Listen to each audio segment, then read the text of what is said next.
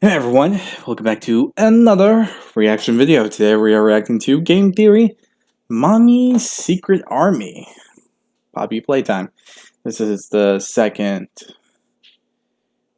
I think, video that Game Theory made about Poppy Playtime, which is about Chapter 2.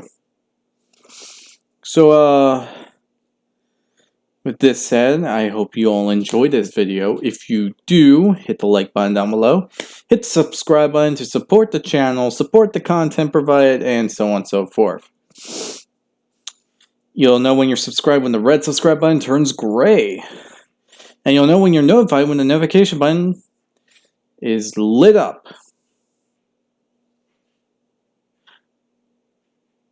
I really need to work on that. I really do. If you have any videos you want to recommend that I should react to, leave it down in the comment section down below. The link to this video will be down in the description as well, so be sure to give Game Theory some love and support for the video they made, and if you do want to see this video yourself, just do that.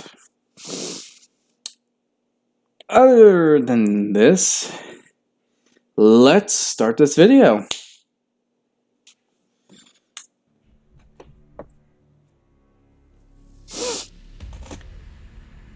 Last October, Poppy Playtime came onto the indie horror scene and took YouTube by storm. Felt like everybody was playing it, theorizing about it, high-fiving it. High five, Huggy. Boom! High five. High five! High five, buddy! Yeah. Let's go. High five. I missed. So of course, I don't doubt that. Chapter 2 dropped a couple weeks ago. You blew up my Twitter asking for a theory. So for the last month, I've been digging through the trailer, the merch drops, the secret leaked closed-circuit television footage, all to come up with the answers. And regardless of if I'm right or wrong about Poppy Playtime Chapter 2, one thing you know for sure, we're gonna be dealing with some serious big lady energy. Oh, you big. Oh, you big lady. Hello, Phrasing. welcome to Game Theory, the show that may not be able to give you a grab pack, but will still high five that It does look pretty cool. Welcome back, friends, to Poppy Playtime, the one game to finally understand how terrifying old toys really are. You only need a creepy indie horror game to tell me that all those American Girl dolls secretly come to life at night. Kirsten's unblinking eyes just pierce into my soul. Duh, it's too realistic. Last time we Well, that's nightmare fuel to take in. with two major predictions about where this franchise is headed. First, we concluded that some of the former employees were experimented on in order to create living toys. And Oh yeah, I don't doubt that. their flesh and organs were actively used as the materials to create parts of the toys. Some were willing participants in this, namely Stella Graber, who I believe is now the creepy living doll Poppy Playtime. Others were less enthusiastic about the process, and as a result, the ensuing toy was just a wee bit less friendly. My second major prediction was that our title character, Poppy Playtime, wasn't actually the villain of the story. Unlike every other horror game in existence, where the title character is always out to rip the flesh from your bones. Instead, here in Poppy Playtime, Stella's human desire to make children happy and live forever meant that now reborn as a If you don't have to comment on it, then don't do it. Oh, its eyes are weird though. We tried to solve the mystery of the factory's missing employees. And hey, if you listen to the Chapter 2 trailer, it seems like we weren't that far off. Terrible things have happened. Where do I even begin? You're in grave danger. She's watching your every move, so you better be careful. Mommy doesn't like guests. That's Poppy's voice, definitely warning us of what's ahead. So I'm gonna personally consider this one a win. Look, I just gotta take what wins I can, okay? They're few and far between. So now that we've proven ourselves to be very dialed into the storyline for Poppy Playtime, Makes sense. down the pipeline for Chapter 2, let's just say that Mommy Longlegs here is gonna be looking much different by the end of this chapter. But to understand how, we're gonna have to look a bit closer. Since she was the big reveal of the trailer, I think it's fair to start there. First and most importantly, yes, her name is officially Mommy Longlegs. I'm not even making that up to ride whatever weird trend gaming's having right now with large deadly women. This officially no comment. I can't believe I'm gonna have to say this, but it was revealed in the NFTs that this game released. Feel dirty just saying it. Here's the thing, Mob Games, Jeez. of Poppy Playtime, yeah, they made these things and they hid lore behind them, which is totally not cool. The only reason reason I'm comfortable talking about these things is because the fan backlash was so strong against it, and they sold so poorly. Seriously, they made like 30,000 of these things, and they only sold like 600.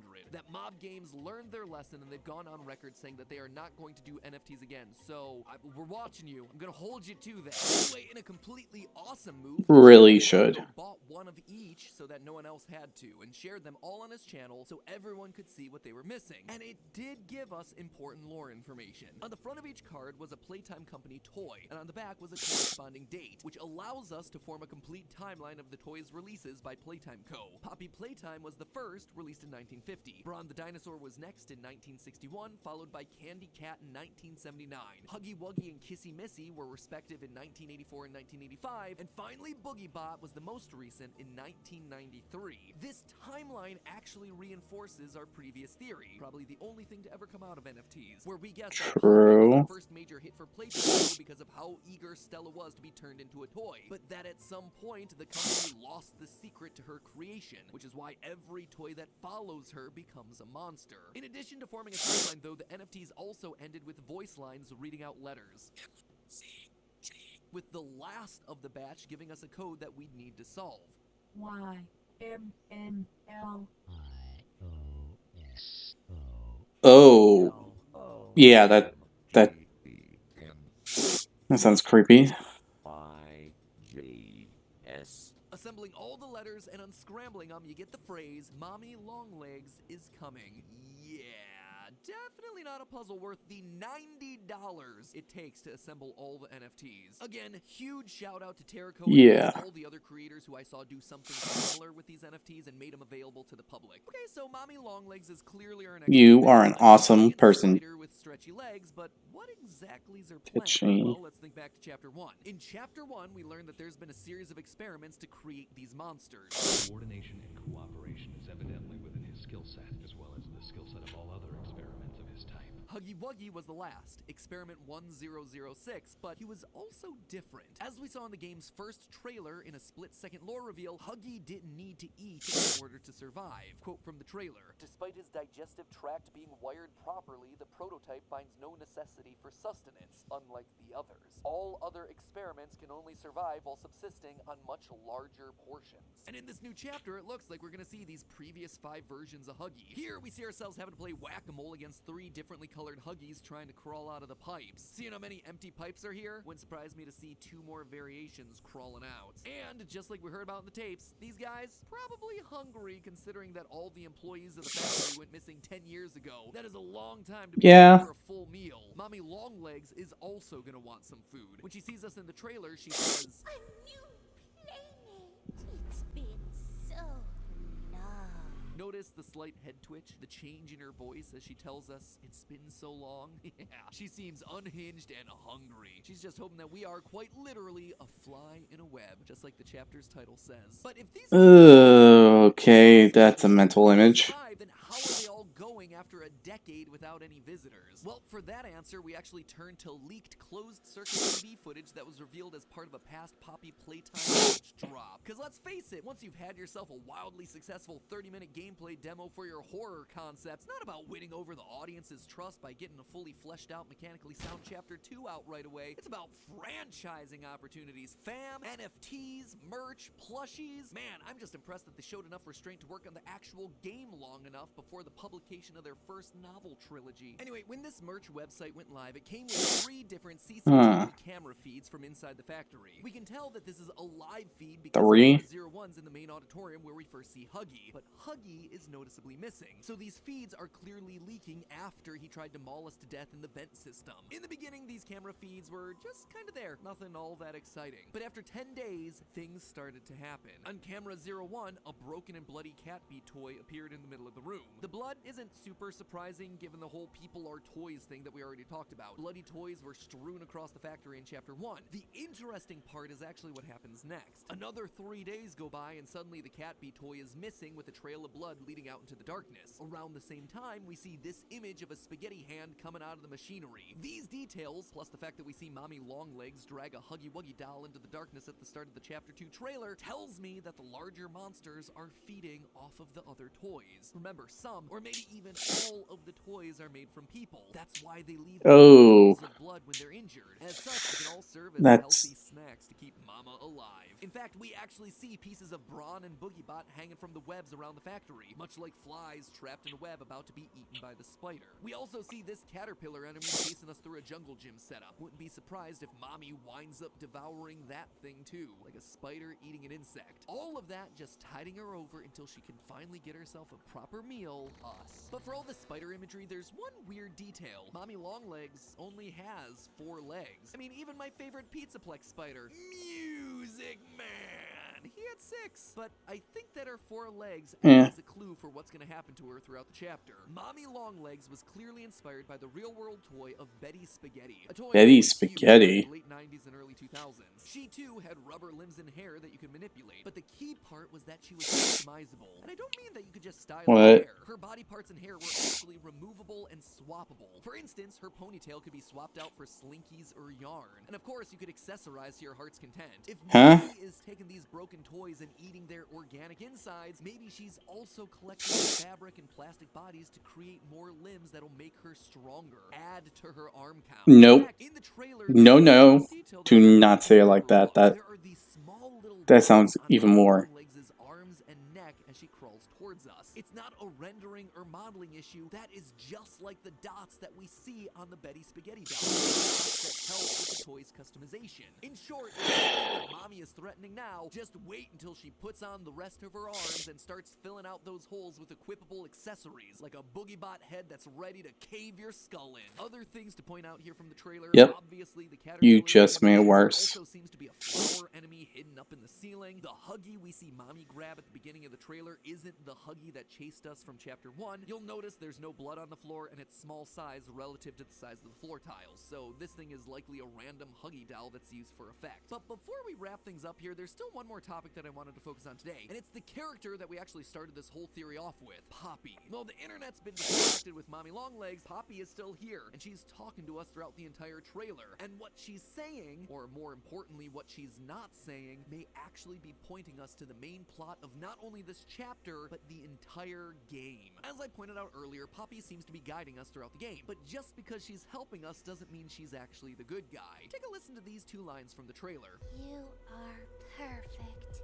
Too perfect to lose. Poppy saying we're too perfect to lose lines up with what we theorized about last time, that she's the one talking to us throughout the death screens. It's not your time Okay. to die, don't die just yet, it's too early to die. All these screens show us that she wants us alive, but her reason for this seems unclear. Sure, throughout Chapter 1, we got notes and death screens that seem to be focused on us saving the missing employees. There's more lives at risk than just yours and all that. But in this new trailer, there's something uneasy about Poppy's tone, something obsessive. It's like she's planning something that we aren't aware of. We theorized last time that all Poppy wanted was to be free out in the real world to bring joy to children. But what if we were only half right? Just because she wants to bring joy to children doesn't technically mean that she has to leave the factory. What if Poppy is trying to bring the factory back to life? At the very beginning of the game, we get a note telling us to come to the factory.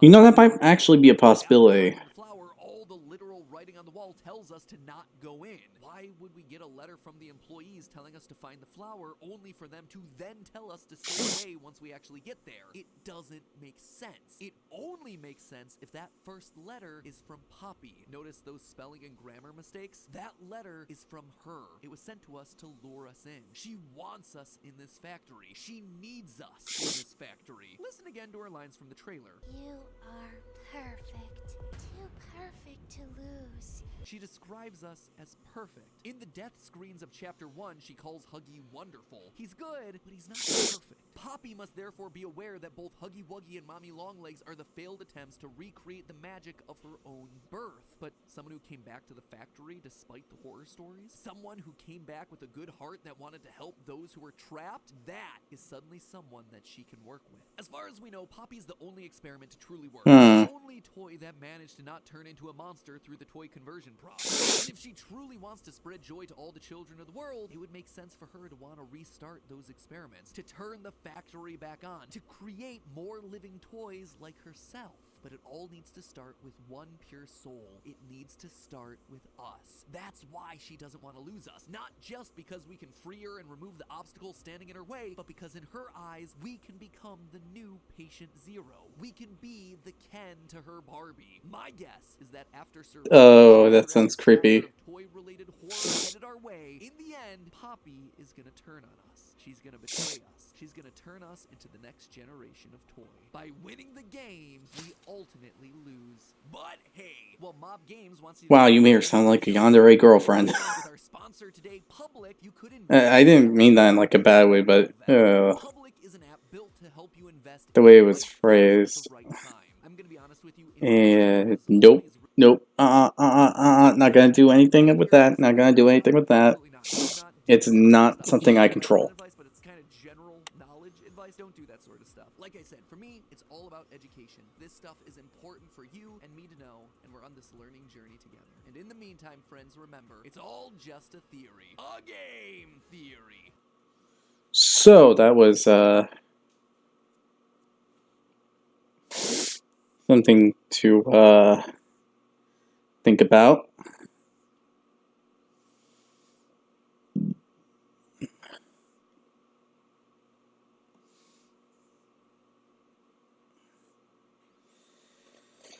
So, Poppy might be the bad guy. And might make us do a toy. We don't know yet. We're just gonna have to wait and see. I won't comment on that part, but I can't comment the mommy long legs. Yeah, I can see the whole point of that one. And the fact that she can equip accessories and all that makes it this even worse problem to deal with. Because for all we know, she could equip multiple arm sets into her body, and we're going to deal with like a 20-arm creature that will kill us in 5 seconds if we're not careful. This is not good. Anyone to deal with this one would be fricked. Dealing with her and Poppy is even worse.